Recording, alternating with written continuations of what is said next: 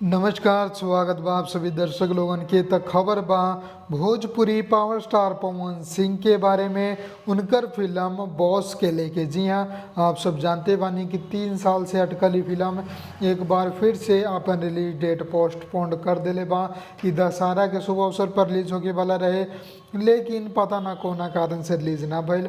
और एक बार फिर से अब एक एगो नया रिलीज डेट निकल के सामने आ रहल बा, जो कि बा दिवाली 2021 के, यानी कि ई आवे वाला 4-5 तारीख तक आप लोगन के बीच में बॉस फिल्म के रिलीज़ करे के पूरा तैयारी चल रहा बा। ऐसा कहना बा फिल्म के निर्माता प्रेम राय जी के।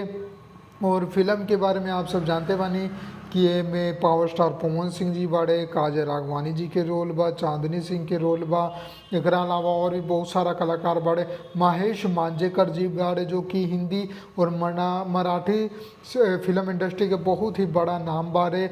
लेकिन ये फिल्म काफ़ी समय से पोस्टपोन्ड हो रहा बाड़ी कि ई फिल्म के 2 साल से तो हमने रिलीज डेट ही बता रहा बनी। तीसरा साल बा जब एक रिलीज डेट दूसरा बार बता रहा बनी। इससे पहले छठ के बतौली, अब दिवाली के बता रहा बनी। अब वो कन्फर्म ना बा कि कितना % चांस बा कि रिलीज़ होई कि ना होई, कब होई। रिलीज़ होला के बादे पता चली कि फिल्म रिलीज हो गई बा। बाकी आप लोगन के का कहेगा बा कमेंट बॉक्स में ज़रूर बताएं।